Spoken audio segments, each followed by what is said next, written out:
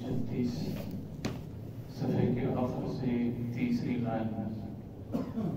سورہ بقرہ کی آیت نمبر 158. اعوذ باللہ من الشیطان الرجیم. بسم اللہ الرحمن الرحیم. ان الصفا والمروة من شعائر الله فمن حج البيت أو اعتمر فلا جناح عليه أن يطوف بهما ومن تطوع خيرا فإن الله شاكر عليم. إن الذين يكتمون ما أنزلنا من البينات والهدى من بعد ما بيناه للناس في الكتاب أولئك يلعنهم الله ويلعنهم اللاعنون إلا الذين تابوا وأصلحوا وبينوا فأولئك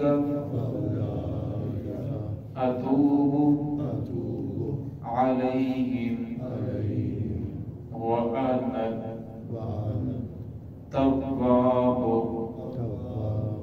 الرحيم. إن الذين كفروا وماتوا وهم كفار أولئك عليهم لعنة الله والملائكة والناس أجمعين خالدين فيها لا يخفف عنهم العذاب ولا هم ينظرون وإلهكم إله واحد لا إله إلا هو الرحمن الرحيم. بسم الله الرحمن الرحيم. إن الصفا والمروة من شعائر الله فمن حج البيت أو اعتمر فلا جناح عليه أن يطوف بهما ومن تطوع خيرا فإن الله شاكر عليم إن الذين يكتمون ما أنزلنا من البينات والهدى من بعد ما بيناه للناس في الكتاب أولئك يلعنهم الله ويلعنهم اللاعنون إلا الذين تابوا وأصلحوا وبينوا فأولئك أتوب عليهم وأنا التواب الرحيم إن الذين كفروا وماتوا وهم كفار أولئك عليهم لعنة الله والملائكة والناس أجمعين خالدين فيها لا يخفف عنهم العذاب ولا هم ينظرون وإلهكم إله واحد لا إله إلا هو الرحمن الرحيم إن الصفا والمروة من شعائر الله بے شک صفا اور مروہ اللہ رب العزت کی نشانیوں میں سے ہیں، علامتوں میں سے ہیں، شعار میں سے ہیں۔ فمن حج البیت، وہ شخص جو حج کرے بیت اللہ کا، ابھی اعتمرہ یا عمرہ کرے، فلا جناح علیہ، بس نہیں ہے اس پر کوئی حرج، ان یطوف بہما، یہ کہ وہ ان دونوں کا طواف کرے۔ فمن تطوع خیرا، وہ شخص جو دل کھول کر نیکی کرے گا، فإن اللہ شاکر علیم، بے شک اللہ رب العزت قدردان ہے، جاننے والے ہیں۔ ان الذین یکتمون ما انزلنا، بے شک وہ لوگ جو چھپاتے ہیں اس چیز کو جو نازل کیا ہم نے، من البینات، واضح دلائل میں سے، والہدی، اور ہدایت میں سے، من بعد ما بیناہ، بعد اس کے کہ ہم نے اس کو بیان کیا، للناس، لوگوں کے لیے، فی الکتاب، کتاب کے اندر، اولئک یلعنهم اللہ، یہی لوگ ہیں کہ جن پر اللہ رب العزت لعنت فرماتے ہیں، ویلعنهم اللاعنون، اور ان پر لعنت کرتے ہیں لعنت کرنے والے۔ الا الذین تابوا واصلحوا وبینوا، مگر وہ لوگ جنہوں نے توبہ کر لی، واصلحوا، اور انہوں نے اپنی اصلاح کی، وبینوا، پھر انہوں نے کھول کر بیان کیا جس کو وہ چھپا رہے تھے، فاولئک اتوب علیہم، تو اللہ رب العزت نے ان پر رجوع فرمایا، وانا التواب الرحیم، اور میں توبہ قبول کرنے والا اور رحم کرنے والا ہوں۔ ان الذین کفروا وماتوا وهم کفار، بے شک وہ لوگ جو کافر ہیں، وماتوا، اور وہ مر گئے اسی حال میں اپنے کفر کے اوپر، اولئک لعنهم اللہ، ان پر اللہ رب العزت کی لعنت ہے، والملائکۃ، فرشتوں کی بھی لعنت ہے، والناس اجمعین، اور تمام کے تمام لوگوں کی بھی ان پر لعنت ہے، خالدین فیہا، ہمیشہ ہمیشہ وہ جہنم کے اندر رہیں گے، لا یخفف عنہم العذاب، فرمایا ان کے عذاب کے اندر ذرہ بھی تخفیف نہیں کی جائے گی، ولا هم ينظرون، اور نہ انہیں مہلت دی جائے گی۔ وَإِلَٰهُكُمْ إِلَٰهٌ وَاحِدٌ، فرمایا تمہارا الہ، تمہارا معبود ایک ہی معبود ہے، ایک ہی الہ ہے، لا الہ الا هو الرحمن الرحیم، نہیں ہے کوئی الہ مگر وہی ہے جو بہت زیادہ رحم کرنے والا اور بہت زیادہ رحیم ہے۔ اس آیت کا شان نزول یہ ہے، آپ صلی اللہ علیہ وسلم نے جب صحابہ اکرام کو حج کا حکم دیا، پھر اس کے بعد صفا اور مروہ کے درمیان سعی کا حکم دیا، تو صحابہ اکرام کے دل کے اندر یہ بات آئی کہ ہم سعی تو کر رہے ہیں، لیکن پہلے یہاں متنصب تھے کہ ہم بھی گناہ تو نہیں کر رہے، ہمیں بھی گناہ تو نہیں ہوگا کہ ہم بھی یہاں جو چکر لگا رہے ہیں ان بتوں کے پیچھے لگا رہے ہیں۔ صفا اور مروہ دو پہاڑیاں تھیں، جس وقت اللہ رب العزت نے حضرت ابراہیم علیہ السلام کو حکم فرمایا کہ حضرت ہاجرہ کو اپنے بیٹے اسماعیل علیہ السلام کو غیر ذی زرع عند بیتک المحرم، ایسی وادی کے اندر چھوڑ کر آؤ جہاں کوئی معمول چیز نہ ہو، بیابان وادی کے اندر۔ تو ابراہیم علیہ السلام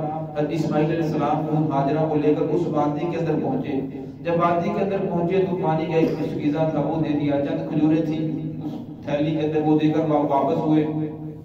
تو پھر آدم ابراہیم علیہ السلام نے ان کے لیے دعا فرمائی ربنا انی اسکنت من ذریتی بواد غیر ذی زرع عند بیتک المحرم. تو پھر ہاجرہ اس کھجور سے جو چھیلی سے کھجوریں کھاتی رہی، پانی آخر ختم ہو گیا.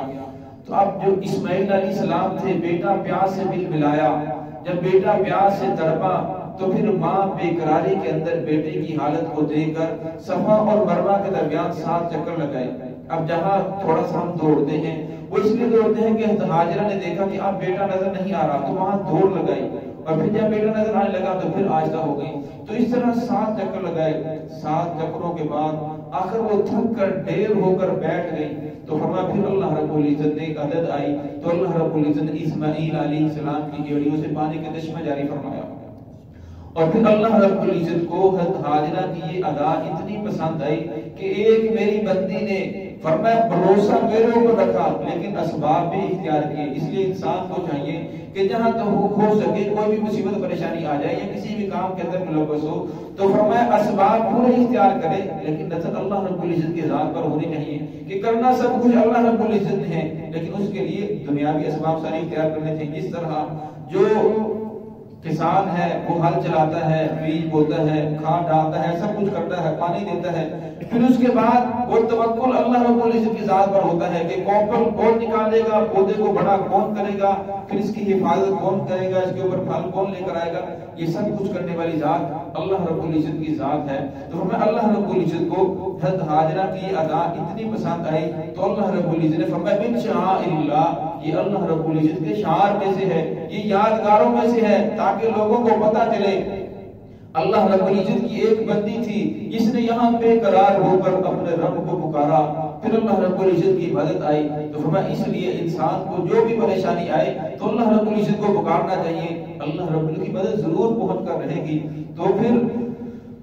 جب آپ صلی اللہ علیہ وسلم نے صحابہ اکرام کو اس کا حکم دیا تو مشرکین مکہ میں بھی کچھ رسومات تھی جو حج کے نام پر کرتے تھے. وہ جب طواف کرتے تو اپنے کپڑوں کو اتار دیتے، کہتے کپڑوں کے ساتھ تو ہم گناہ کرتے ہیں، ننگے ہو کر طواف کرتے تھے، سیڑھیاں بجاتے تھے. اس طرح کی ان لوگوں نے رسومات کر رکھی تھی. وہ کہنے لگے یہ دیکھو ہمیں کہتے ہیں کہ یہ رسومات ہے، یہ فلاں چیز ہے، یہ ایک بدعت ہے، اور آپ اس کی صحیح کر رہے ہیں. یہ تو پہلے صدیوں سے ہم نے تو ایسا نہیں کیا، حج کے اندر تو ایسا نہیں ہے. تو پھر اللہ رب العزت فرمایا من شعائر اللہ، یہ اللہ رب العزت کے شعار میں سے ہے، لہذا یہ اپنی طرف سے نہیں کرنا بلکہ اللہ رب العزت کی طرف سے حکم ہے. تو اسی کا ترجمہ ہے ان الصفا والمروہ من شعائر اللہ، فرمایا صفا اور مروہ اللہ رب العزت کی علامتوں میں سے ہے، نشانیوں میں سے ہے. فمن حج البیت او اعتمر، فرمایا وہ شخص جو حج کرے یا عمرہ کرے فلا جناح علیہ، اس پر کوئی حرج نہیں ہے ان یطوف بہما کہ وہ ان دونوں کا طواف کرے. حالانکہ ان دونوں کے جو درمیان صحیح کرنا یہ واجب ہے. اور فلا جناح یعنی ان پر گناہ نہیں ہے، اس کا مطلب یہ ہے کہ جن صحابہ کرام کے دل کے اندر یہ بات آئی تھی کہ ہم گناہ گار نہ ہو تو اللہ نے فرمایا کہ گناہ کوئی نہیں ہے بلکہ یہ تو کرنی واجب ہے. اگر انسان نہیں کرے گا تو اس کے اوپر دم لازم آ جائے گا. ومن تطوع خیرا فإن اللہ شاکر علیم، فرمایا وہ شخص جو نیکی کرے دل کھول کر، فرمایا اللہ رب العزت بڑا قدردان ہے، جاننے والا ہے. اللہ کو معلوم ہے کہ کون ہے جو صحیح کے درمیان اللہ رب العزت کا حکم سمجھ کر رہا ہے اور کون ہے جو ان کتوں کی وجہ سے کر رہا ہے. فرمایا اللہ رب العزت کو سب معلوم ہے.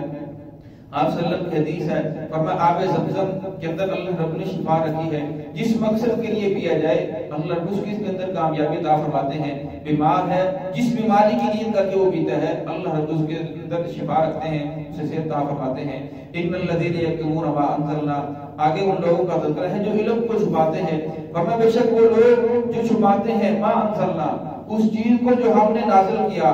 من البینات والہدی، واضح دلائل اور ہدایت میں سے، من بعد ما بیناہ للناس فی الکتاب، بعد اس کے کہ ہم نے اسے کھول کر کتاب کے اندر بیان کیا، لیکن وہ لوگوں کے سامنے چھپا نہیں ہے، لوگوں کے سامنے بیان نہیں کرتے. ایک تو اس سے مراد یہود و نصارہ ہے کہ آپ صلی اللہ علیہ وسلم کی جو نشانیاں تھیں تورات زبور انجیل کے اندر موجود تھیں، لیکن وہ لوگ چھپاتے تھے، بتاتے نہیں تھے. کہیں ایسا نہ ہو کہ لوگ محمد رسول اللہ صلی اللہ علیہ وسلم کے اوپر ایمان لے کر آئیں. اور آج کے دور کے اندر بھی جو علماء کرام ہیں جو اس بات کو چھپاتے ہیں، حق کو بیان نہیں کرتے، کہیں ہماری روزی روٹی بند نہ ہو جائے، حق کو بیان نہیں کرتے. یا وہ لوگ آج کل تو عوام بھی ہر موٹے موٹے مسائل تو ہر آدمی کو معلوم ہوتے ہیں.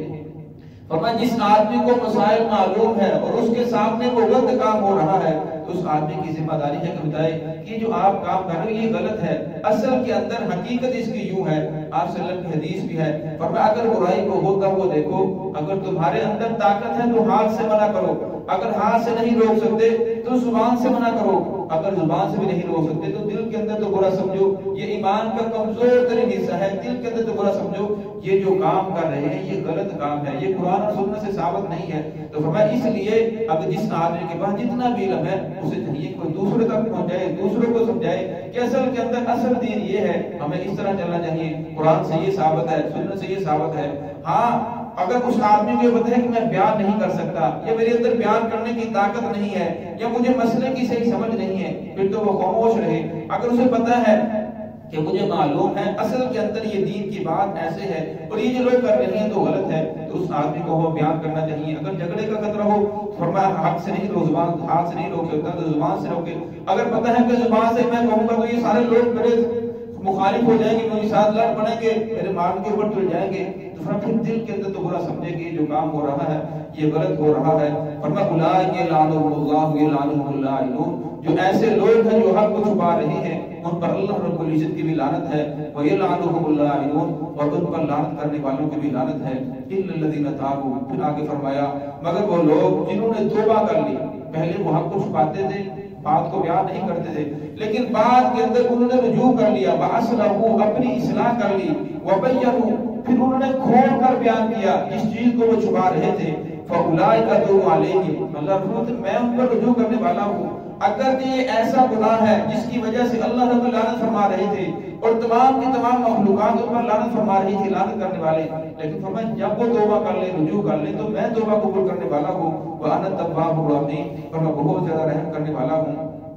ان الذين كفروا، پھر فرمایا بے شک وہ لوگ جو کسی کفر کے اوپر ڈٹے رہے، اس بات کے اوپر ڈٹے رہے، محمد رسول اللہ صلی اللہ علیہ وسلم کی نشانیوں کو چھپاتے رہے، قرآن پاک کی نشانیوں کو چھپاتے رہے، وماتوا، اور اسی کی حالت کے اندر وہ مر گئے، اسی کفر کی حالت کے اندر اللہ کی ذات کا انکار، محمد رسول اللہ صلی اللہ علیہ وسلم کا انکار۔ اب جتنے قادیانی ہیں اکثریت وہ سمجھتے ہیں کہ آخری نبی محمد رسول اللہ صلی اللہ علیہ وسلم ہے، لیکن ضد کی وجہ سے، اناد کی وجہ سے وہ اس بات کے اوپر ڈٹے ہوئے ہیں۔ فرمایا اسی حالت کے اندر جو مر رہے ہیں، تو فرمایا فَأُولَئِكَ عَلَيْهِمْ لَعْنَةُ اللَّهِ، ان پر اللہ رب العزت کی بھی لعنت ہے، والملائکۃ، فرشتوں کی بھی لعنت ہے، والناس اجمعین، اور تمام کے تمام مخلوقات اولاد آدم کی ان پر لعنت برسے گی، خالدین فیہا، ہمیں یہ وہ لوگ ہیں جو ہمیشہ ہمیشہ جہنم کے اندر رہیں گے، لا یخفف عنہم العذاب، ان سے عذاب کم نہیں کیا جائے گا، تخفیف نہیں ہوگی، یہ نہیں ہوگا کہ صبح کے وقت ہو، دوپہر کے وقت کچھ وقفہ آ جائے اور پھر دوپہر کو ملیے شام کے کچھ وقفہ آ جائے، اور میں ہمیشہ ہمیشہ عذاب کے اندر مبتلا رہیں گے۔ اللہ رب ہم سب کو اس سے محفوظ فرمائے، وَلَا هُمْ يُنظَرُونَ، اور فرمائے نہ انہیں مہلت دی جائے گی،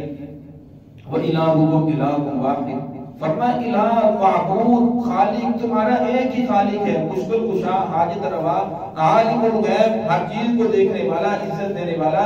ذلیل کرنے والا، سب کچھ کرنے والی ذات ایک اللہ رب العزت کی ذات ہے۔ وَإِلَٰهُكُمْ إِلَٰهٌ وَاحِدٌ، الہ معبود ایک ہی الہ ہے، لا الہ الا ہو، اس کے علاوہ کوئی الہ نہیں ہے، وہ الرحمن الرحیم، وہی رحمان ہے، وہی رحیم ہے۔ اللہ رب العزت نے یہاں تمام کے تمام مخلوقات کی نفی کر دی، ورنہ بعض لوگ اللہ رب العزت کی عبادت بھی کرتے ہیں لیکن ساتھ ساتھ وہ ڈرتے ہیں کہ اگر فلاں کی میں نے عبادت نہ کی یا فلاں کو میں نے سجدہ نہ کیا یا فلاں کی میں نے بات نہ مانی تو میرا تو نقصان ہو جائے گا، میرا تو کاروبار رک جائے گا، میرا فلاں مسئلہ لاحق ہو جائے گا۔ فرمایا کوئی کچھ نہیں ہو سکتا، الہ ایک ہی الہ ہے، نہ تمہاری کوئی روزی بند کر سکتا ہے، نہ تمہارے کوئی روزی زیادہ دے سکتا ہے، تمہاری روزی کو بڑھانا کم کرنا یہ اللہ رب العزت کے اختیار کے اندر ہے، کیونکہ الہ ہی میں ہوں، میرے علاوہ کوئی الہ نہیں ہے، میرے علاوہ کوئی معبود نہیں ہے۔ تو اس لیے فرمایا لا الہ الا ہو، وہ الرحمن الرحیم، میں بہت زیادہ رحم کرنے والا ہوں، بہت زیادہ رحیم ہوں۔ بندہ جتنا بھی گناہگار ہو، فرمایا زمین آسمان کے درمیان جتنا خلا ہے، اگر انسان گناہ کر کر کے بھر دے اور فرمایا پھر اس کے بعد انسان ایک مرتبہ اللہ رب العزت کے دربار میں جاتا ہے، توبہ کرتا ہے، صرف دل کے اندر یہ بات پیدا ہو جائے کہ ہو میں نے تو بہت غلط کام کیا، مجھے یہ نہیں کرنا چاہیے تھا، اب دل ہی دل کے اندر معافی مانگتا ہے، اللہ رحمت میں پھر اس بندے کو معاف کر دیتا ہوں، چلے سارے گناہ معاف کر دیتا ہوں، میں تو بہت زیادہ رحمان ہوں، رحیم ہوں۔ تو ہے کہ اللہ رب العزت ہمیں صراط مستقیم پہ چلنے کی توفیق عطا فرمائے۔